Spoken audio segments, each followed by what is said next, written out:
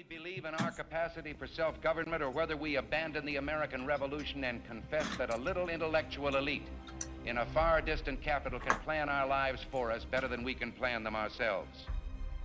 Is not something about the next re-election. We want it all back. Too many of us think it is impossible. Too many think it is unreal. But that is a dangerous, defeatist belief. We're not giving up our sovereignty to anybody. Fuck that. We came too close. Now we're going back the other direction. We're not going to get calmer as years go by. We're going to get more fired up.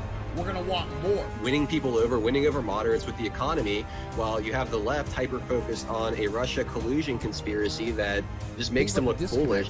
Of being part of a mob that actually generated enough force to bend an iron gate in half to be able to enter into a private gated community. You and I are told increasingly we have to choose between a left or right. Well, I'd like to suggest there is no such thing as a left or right. There's only an up or down.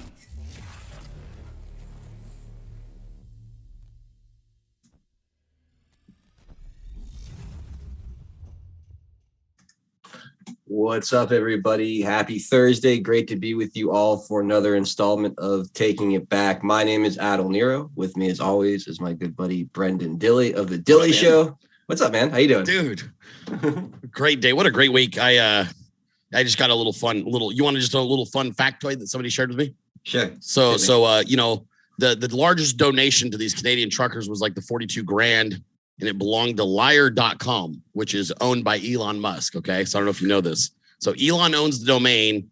This website made a $42,000 donation to the truckers. And then this came out yesterday. People started finding out, dude, is that Elon Musk? It now defaults to Justin Trudeau's wiki page. So there you go. I thought it was a fun factoid I just got, and I wanted to share it with you guys. I thought it was a great way to start the show. Yeah, that's fantastic. That's absolutely fantastic. Getting trolled by the wealthiest man on planet Earth. Oopsie. Yeah, that's wonderful. That's absolutely wonderful. Quite frankly, Frank is running a bit late. He said he's going to try to join us in the second half, saying he's having kind of a busy day here. And someone says his grandma passed away. Oh, no. Well, that's the case. Our condolences. And, yeah, he doesn't need to show up for that. Yeah, dude. Yeah, if I don't know if he's listening or not, but if that's the case, dude, take your time. Like, no worries. That's awful. Well, let's hope that's not the case. We'll see. Yeah, we'll wait for Frankie Val to tell us. Yeah, for sure. No, man, you brought up the truckers. I love. It's my favorite story. One of my favorite stories that I've covered since doing this, because it's like it's the first real like kinetic movement, really, like the normal people. Yeah, it's like the people rising up, right, and actually in a tangible, real, physical way, impeding the tyranny, right, that's taking place. You know, we've had protests, we've had demonstrations, we've had all kind of different things going on here over the past couple of years, but nothing that's really kind of made the rubber hit the road in a way like this that kind of shuts business down and forces eyeballs on the situation. So this is exciting. It's a whole new stage. It's interesting because it takes back control, like something that they've manipulated we the people of this planet with is supply chain stuff constantly, right? They withhold something, don't ship it, leave it out at sea, whatever they're doing. And it's interesting because it's the working class, working man's way of reclaiming the supply chain and going, oh, okay, well, now nothing is making it in or out, and you can't make any money without it going in or out, and you can't receive the items that you also want. And then the question just starts to be, which one of us is willing to suffer longer? I, the working class guy that's been suffering already and frankly accustomed to it, versus you, the wealthy asshole who's accustomed to having everything they want all the time at their fingertips. I think it's a fascinating showdown. Super proud of those guys. And it sounds like they've got help on the way from other provinces in Canada. So this is actually growing, which is where the Canadian government's got to be just hitting the panic button, right? I would have to agree. And so there is a poll, because a big part of this is the support of the people, right? If the people are behind the truckers, if the people are behind this, then, the likelihood of them holding out and outlasting is a lot greater, right? When you get that groundswell of support. So a big part of that is how much do people value their freedom versus think that COVID is still a threat? And Rasmussen just did a poll. How concerned are you personally about the COVID threat? Now, this isn't America, mind you, but I think it kind of translates. It translates.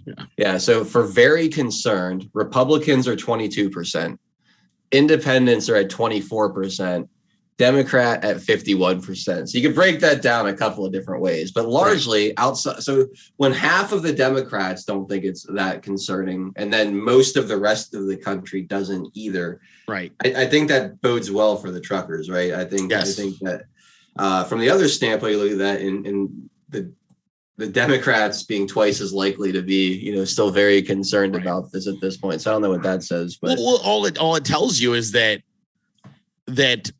half of the Democrats, what's scary about that, I think what drives a lot of these numbers is where are they getting their information? That's the part that's unnerving, is when you realize there's a portion of them, like, because what was the numbers among independents and Republicans? It was 20%? 22 and 24%. Okay, so what we can draw from that is that 22% of Republicans, 24% of independents probably are of a certain age demographic that is more, prone to severe illness and death from COVID, right? You kind of can draw that, okay, about a fourth of either of these groups has a legitimate concern about health and COVID regarding, and it's because they themselves are probably either in that age group or have those comorbidities. All right. Or have someone very close to them. Right. Okay. So we've got a fourth of both of those groups, but then you have double that number among Democrats, which tells you that the real number is probably a fourth that would, no matter what, feel the exact same way. But that means that there's another fourth of Democrats who have been conditioned to continue to be fearful. And that's the ones that are still watching CNN and fake news and everything else. Like that's how I would read that. That's crazy, dude. That's a lot of people that are like, this is bullshit. It's worn off, right? People are tired of it. Like I don't. Well, enough people have had it too and got better and went, okay, yeah, I didn't die, so let's move on. That's it too, right? Is most people have had it now, and once everyone's had it, it's like, okay, no big deal. Like, what are you? Well, now they're talking. What was the study that came out too? I think today, Adel, they're talking about potentially having 20 months of protection of natural immunity. That's what they're saying, that the kind of where to get that same viral whatever. I mean, yeah, it's a long time. You're gonna tell me I can go almost 2 years without getting sick now? And I did it. The first time I got COVID to the second time I got the variant was almost exactly 20 months. So I didn't even get a cold between those two. I just was completely fine. So there you go. I'm very lucky. I get sick like once at like half a decade, so I don't know. I can't make any direct comparison there, but I did see that study, and, bringing it back to the truckers, I think most people are seeing this. And the reaction to the truckers now is getting interesting, right? We had stories of law enforcement, Ottawa local law enforcement bringing the truckers warm meals. So it would appear that the government has lost at least their local law enforcement. Now, I saw somewhere that they're now talking about bringing in the military to do something about this. Now, that's where things get really, really interesting, because if the military sides now with the truckers or decides that, hey, we're not doing anything crazy here, right? We have essentially a overthrown government at that point, don't you? I mean, when the military says, we're not doing anything. You certainly put them in a position where they have, because what do you have left? At that point, if you're a government, you're out of ammo. You don't have a strong arm. There's no enforcement. So now, do you remain in power? Maybe, but now you're beholden, what a novel idea, to your constituents. That's crazy.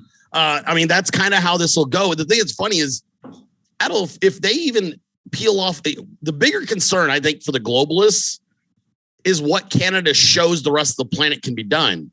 Yep. See, you don't need 100% of law enforcement to back the people. You don't need 100% of military to back the people. You need like 25 to 30% of both of those groups and you'll win. And the thing is it'll be more than that. Like, inevitably, it's going to be more than that. And that's where you start to show who's actually in charge.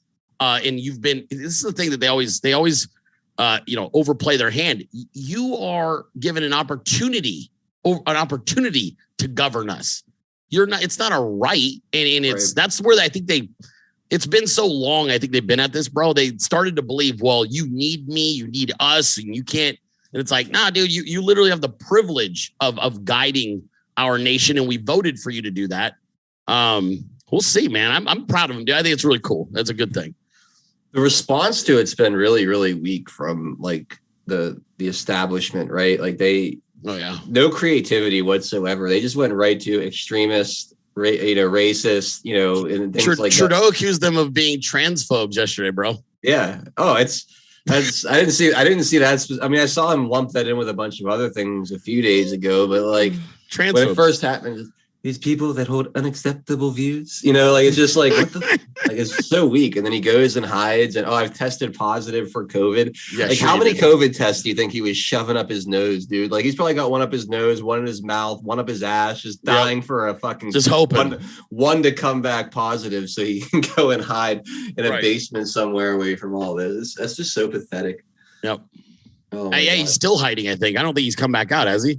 I don't know. He's very sick with COVID. He's quarantining. Yeah, he's quarantining. I just saw what's his face is I guess chief of staff stepped down. Boris Johnson's like an hour ago. He stepped down. So his main guy. Yeah, all these fuckers are in trouble and they all know it. They're like, dude, momentum is building and it's going against us. It's pretty interesting to watch. It's fun, man. There's been a cascade of resignations. I mean, you look right here in the Democrat Party. I think they're up to 30 now, 30 people. Yeah. I think that's the only reason Nancy Pelosi is running again is because I think her handlers are telling her like you can't leave right now because if you leave, like there's gonna be 50 more behind you out the door. But yeah, Boris Johnson caught with his pants down. I think that Justin Trudeau's days are numbered, man. I think that the weakness he's showing here, he's going to cave, and I think it's going to lead to his govern after this. I agree with you, bro. Yeah. He's a toothless tiger at this point. I mean, so no, I agree. It's weird in them, like you said, the momentum. The other problem that they're having is in order for the COVID scam to work, right? You had to convince a very large portion of the world's leaders to go along with it. And they would because they were afraid of being removed or that they would be the ones that would cause massive numbers of death among their people, right? Yeah. And that worked, except COVID wasn't as deadly as they told us it was. And over enough time period, a lot of these other governments, for example, Switzerland and other nations are like, yeah, not only are we lifting some restrictions, we're lifting all restrictions. It's over.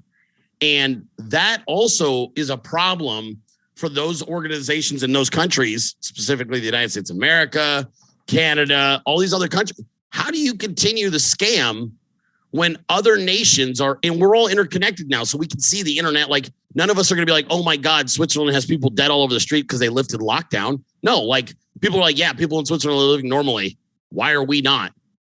And I think it's funny because it's almost like a musical chairs battle where it's like, who's going to be the dumb shit's the last one to get a chair? Because you're going to be whoever the last one is to grab that chair is the one that's most likely to get strung up by their people at the end of this thing. Doesn't it feel like it's going to be the United States, honestly? Because Australia, bro, you forgot about Australia. Yeah, maybe you might be right about Australia. I feel like that so much of our establishment has bought so like 100% all the chips in the middle on the Fauci narrative, right? Like Fauci's the guy, like he's the one that's going to get us out of this. He's the one that you need to trust. And people just don't believe it anymore. And there's still like no sign of apology or like there won't be accountability. Yeah. So that's why I'm thinking like, well, America's unique too, Adel, because we are a republic, and that's what makes it so different is that we have whole states that are like, yeah, it's like COVID's been long since gone, and other states where they're pretending it just started. So we're a little bit unique in that way. Whereas you look, I guess, if you look at an entire nation like Australia, they are all locked down as if this thing is still raging. So that's why I use them as an example. But United States, that's the other part of it. It's so awkward. They have to prop up the fake numbers out of places like Florida, or they have to withhold medication to try and kill people, to try and show New Yorkers, see, this is why you don't go to Florida and you should listen to us. because who the hell wants to wake up every day and look at people living in Florida who left New York and posting pictures of their beach and their fun times and their lives they're living, and all their friends and family back in New York or other states that are locked down like New Jersey are like, why the fuck are we still locked down? Like, that's my brother. He just moved and now look at him. He's on the beach. He got COVID. He had the sniffles for 2 days and he's back to normal. So it's a very weird thing. I think there's gonna be a lot of, I don't worry about us, like we, the people who are observing this show right now or doing this show, because we are, I think, probably we've been aware. So this is not like a shock.